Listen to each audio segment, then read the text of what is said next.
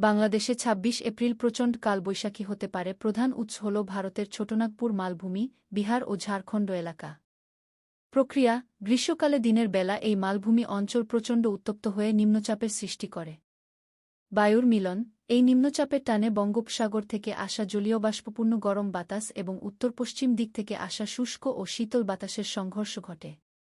এর ফলে আকাশে বিশাল কিউমুলোনিম্বাস মেঘ তৈরি হয় এবং উত্তর-পশ্চিম দিক থেকে প্রচণ্ড বেগে ঝড়ো হাওয়া ধেয়ে আসে।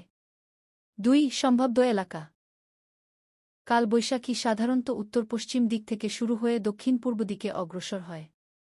এর প্রভাবে মূলত নিচের এলাকাগুলো বেশি আক্রান্ত হয়।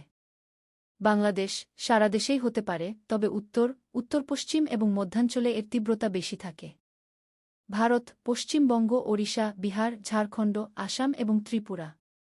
অন্যান্য: দক্ষিণ নেপাল ও ভুটান। ৩. গতিবেগ: কালবৈশাখী ঝড়ের গতিবেগ ভিন্ন ভিন্ন হতে পারে। গড় গতিবেগ: সাধারণত ঘণ্টায় ৪০